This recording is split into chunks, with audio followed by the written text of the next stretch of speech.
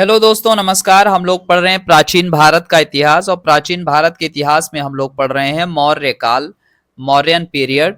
तो इसमें हम लोग बात करेंगे मौर्य वंश से संबंधित महत्वपूर्ण तथ्यों के बारे में जानेंगे। तो आज का जो टॉपिक रहेगा साथियों वो रहेगा चंद्रगुप्त मौर्य से रिलेटेड महत्वपूर्ण तथ्यों के बारे में हम लोग जानने वाले हैं, जो कि ज्यादातर एग्जाम्स में पूछे जाते हैं या फिर आपको ज्यादातर इन्फॉर्मेशन होनी चाहिए चंद्रगुप्त मौर्य से रिलेटेड कुछ महत्वपूर्ण तथ्यों के बारे में। तो देखिए, जैसा कि हर किसी को पता है, मौर्य राजवंश की स्थापना चंद्रगुप्त मौर्य ने की थी।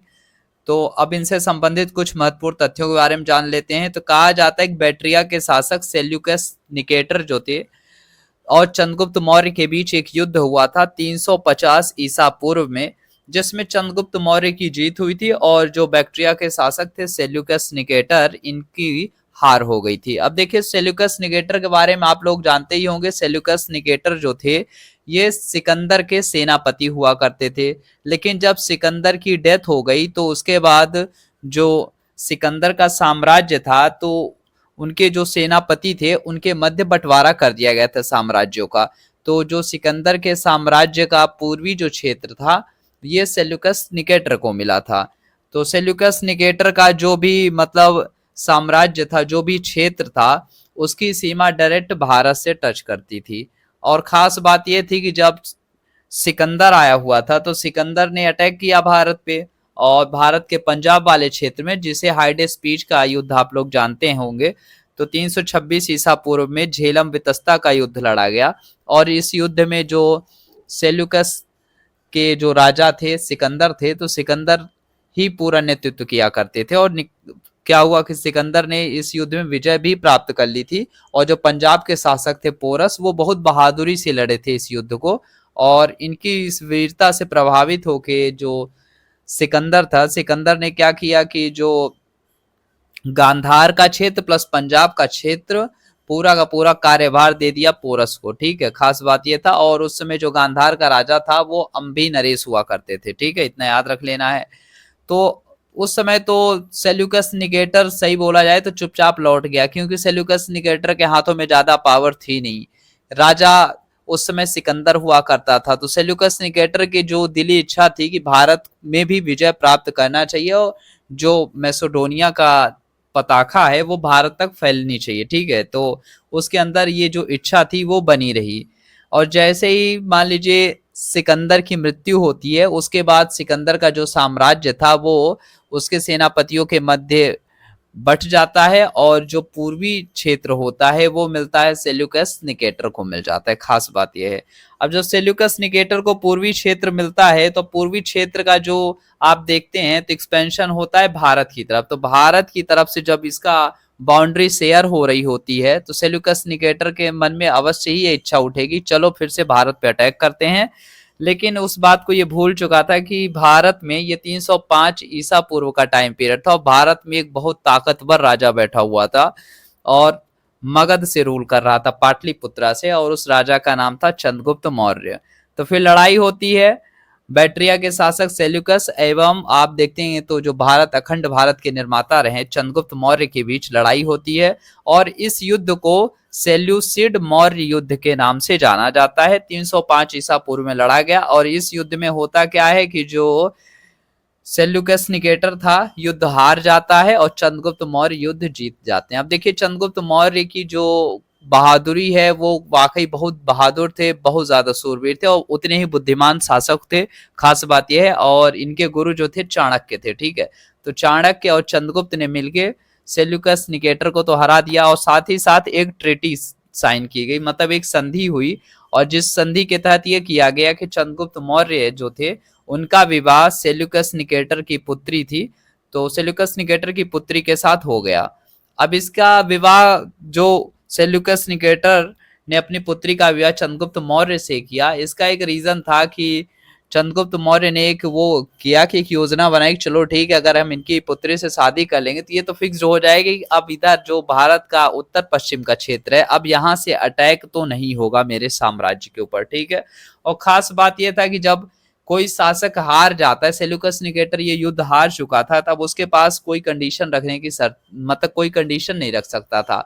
अब जो भी कंडीशन रखनी थी चंद्रगुप्त मौर्य को रखनी थी। इन्होंने सेल्यूकस निकेटर की पुत्री से विवाह किया, साथ ही साथ जो सेल्यूकस था उसने अपने 4 प्रांत चंद्रगुप्त मौर्य को दहेज के रूप में दिया। सोचिए, इंडिया की फर्स्ट इंटरनेशनल मैरिज है ना, तो बोला जाए पहला अंतरराष्ट्रीय विवाह भारत का किसने किया था, तो बिहार के एक लड़के ने किया, बिहार के एक राजा ने किया, और जिसका नाम था चंद्रगुप्त मौर्य। तो चंद्रगुप्त मौर्य ने फर्स्ट इंटरनेशनल मैरिज की, ठीक है। और इसमें क्या हुआ कि सोचिए, यहाँ लोगों को दहेज में क्या मिलता है और इनको क्या मिल रहा था, इनको 4 प्रांत मिला था, ठीक है। और वो 4 प्रांत थे हेरात, कंधार, मकरान और काबुल, ठीक है। अब इनका अगर आप नाम उस समय के टाइम पीरियड में देखेंगे तो कंधार को आरकोसिया के नाम से जाना जाता था, हेरात को एरिया के नाम से जाना जाता था, काबुल को परोपनिषदी के नाम से जाना जाता था, और जो पश्चिमी ईरान और बलूचिस्तान का क्षेत्र था उसे जेड्रोसिया के नाम से जाना जाता था। तो इतना याद रखना है।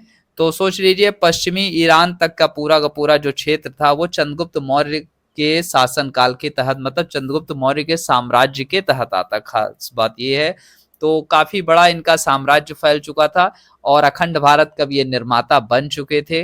अब इतना बड़ा क्षेत्र सोचिए, बहुत बड़ा क्षेत्र विस्तार हो चुका था इनके साम्राज्य का।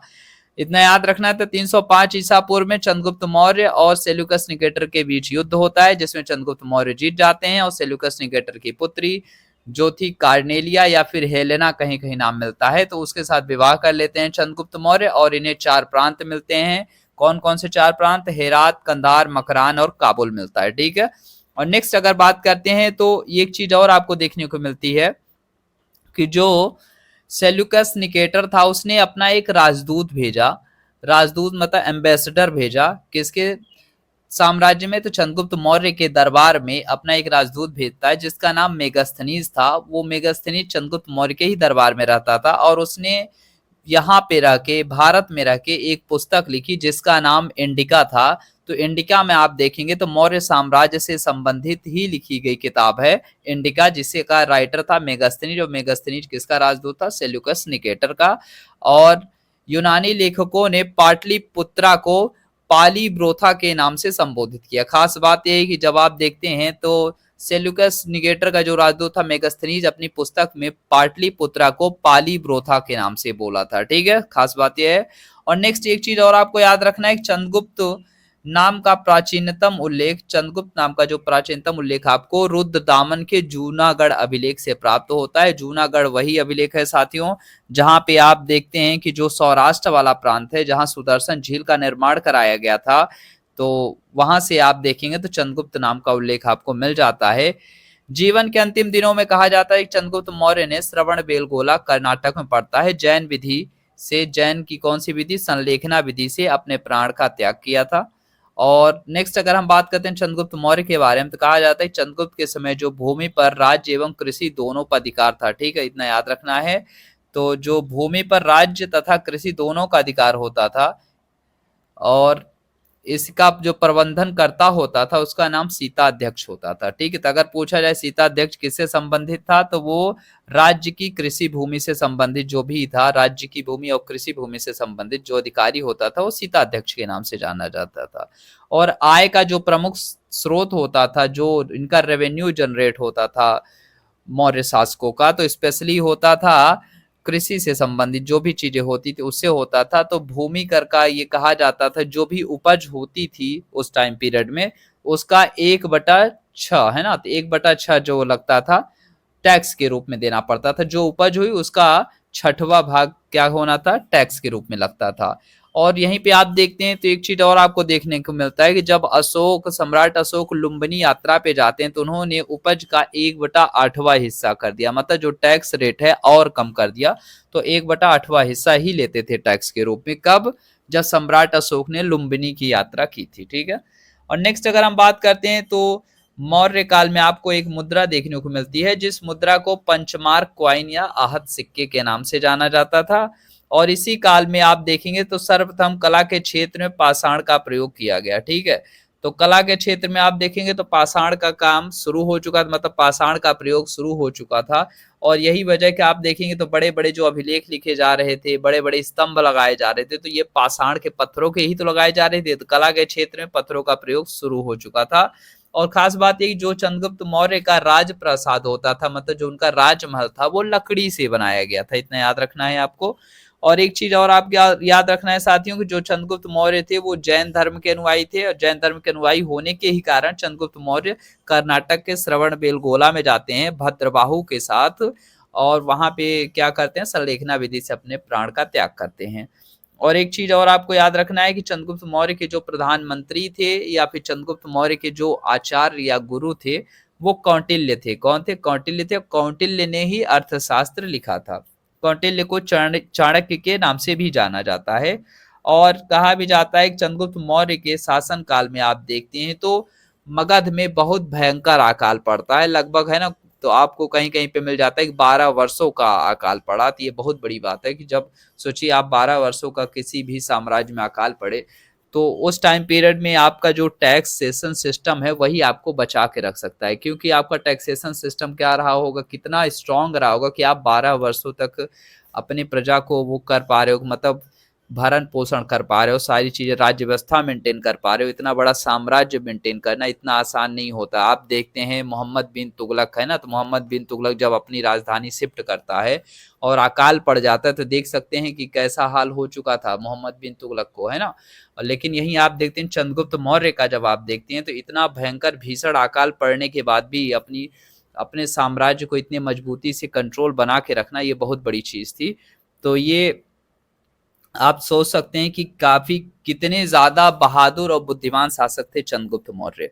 नेक्स्ट एक चीज और आपको याद रखना है साथियों कि चंद्रगुप्त मौर्य के बाद जो इनके उत्तराधिकारी होते हैं, तो इनके उत्तराधिकारी का नाम बिंदुसार था। क्या था? बिंदुसार मौर्य था। चंद्रगुप्त मौर्य के पुत्र थे बिंदुसार। और खास बात है कि बिंदुसार के जो पुत्र थे वो सम्राट अशोक थे। अब देखिए बिंदुसार का नाम इतना ज्यादा फेमस नहीं हुआ, इसका रीजन ये हुआ कि इन्हें एक बहादुर पिता का पुत्र माना जाता है, और एक बहादुर पुत्र का पिता भी कहते हैं बिंदुसार मौर्य को। अब इसका रीजन ये कि चंद्रगुप्त मौर्य इतने प्रतापी वीर बुद्धिमान शासक थे कि बिंदुसार ऑटोमेटिक क्या हो गए, गायब हो गए। अगर बिंदुसार चंद्रगुप्त मौर्य से ज्यादा प्रभावी होते तब इनका नाम याद किया जाता, ठीक है। वहीं जब आप देखते हैं बिंदुसार से कहीं ज्यादा, सबसे ज्यादा प्रभावी अगर शासक फिर आप देखते हैं तो सम्राट अशोक हो गए। खास बात यह है कि यही वजह है कि इन्हें दो दो नामों से जाना जाता है।